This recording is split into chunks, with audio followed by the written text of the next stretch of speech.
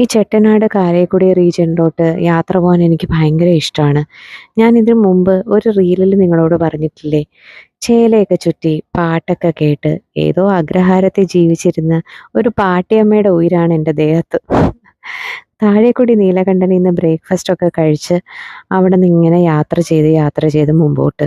ഐറ്റിനററി ഫുള്ളും ഹസ്ബൻഡിൻ്റെ വകയായിരുന്നു. എവിടെയാ താമസം എന്ന് പോലും പറഞ്ഞിരുന്നില്ല. കാരേക്കുടി എത്തിയപ്പോഴേക്കും ഭംഗിയുള്ള ബിൽഡിങ്സ് കണ്ടു തുടങ്ങി.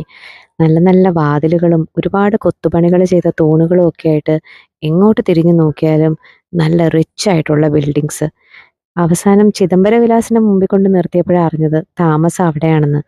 ചിദംബര വിലാസിനെ പറ്റി ഞാൻ പ്രത്യേകം പറയേണ്ട കാര്യമില്ലല്ലോ. കുപ്പിവളകളും ശർക്കരപ്പാനിയും തന്നാണ് അവർ നമ്മളെ സ്വീകരിച്ചത്. കുട്ടികൾക്കൊക്കെ വലിയ ഇഷ്ടമായി കേട്ടോ ആ രീതിയിലുള്ള ഒരു സ്വീകരണം. പിന്നെ അങ്ങോട്ട് പണ്ട് ഏതാണ്ട് സിനിമയിൽ പറഞ്ഞതുപോലെ എവിടെ തിരിഞ്ഞാലും ഫ്രെയിമാ.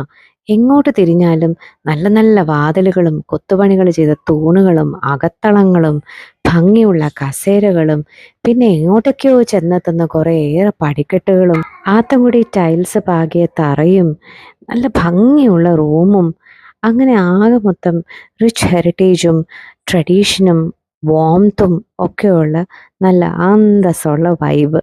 എനിക്ക് റൂമൊക്കെ ഒത്തിരി ഇഷ്ടമായി കേട്ടോ. അവർ കുറേ സ്നാക്സൊക്കെ കോംപ്ലിമെൻ്റ് ആയിട്ട് തന്നിട്ടുണ്ടായിരുന്നു. പെട്ടെന്ന് ഞങ്ങൾ ചിദംബര വിലാസം മൊത്തം ഒന്ന് ചുറ്റിക്കണ്ടു. അവരുടെ ഒരു ഗെയിം റൂമിനകത്ത് എനിക്ക് ഒരുപാട് ഇഷ്ടമുള്ള പല്ലാങ്കുഴിയൊക്കെ ഞാൻ കണ്ടു. പിന്നെ അത് കഴിഞ്ഞിട്ട് ചെട്ടിനാട് സാരീസ് വിൽക്കുന്ന ഒരു കടയിൽ പോയി. ഞാൻ ഉദ്ദേശിച്ച ടൈപ്പ് തിക്കായിട്ടുള്ള 40 കൗണ്ട് കോട്ടൺ ഒന്നും അവിടെ കണ്ടില്ല. അത് കഴിഞ്ഞ് വാദ്യാർസ് ഹൗസിൽ കഴിക്കാൻ പോയപ്പോഴോ അതിൻ്റെ അകത്തതാ ഒന്ന് എത്തി നോക്കിയതേ ഉള്ളൂ, അവർ പറഞ്ഞു ക്ലോസ്ഡ് ആണെന്ന്. നല്ല അടിപൊളി ചെട്ടിനാട് ടൈപ്പ് ഫുഡ് കഴിക്കാൻ ചെന്ന നമ്മളാരായി. അവസാനം കുറേ തപ്പി ഒരു കൊച്ചു തട്ടുകടയിൽ കയറി പൊറോട്ടയും ചിക്കൻ കറിയും ചിക്കൻ ഫ്രൈയും ഒക്കെ കഴിച്ചു.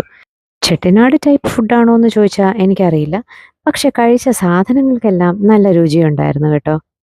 മൊത്തത്തിൽ ഇവിടെ ആൾ സഞ്ചാരം കുറവുള്ള ഒരു സ്ഥലമായിട്ടാണ് എനിക്ക് തോന്നിയത്. സ്ട്രീറ്റ് ലൈറ്റ് പോലും ഇല്ല. എന്നാലും രാത്രിത്തെ വൈബ് നല്ല പൊളി വൈബാണ്. ചെറിയൊരു നടത്തമൊക്കെ കഴിഞ്ഞ് പിന്നെ സുഖകരമായ ഒരു നിദ്രയിലേക്ക്.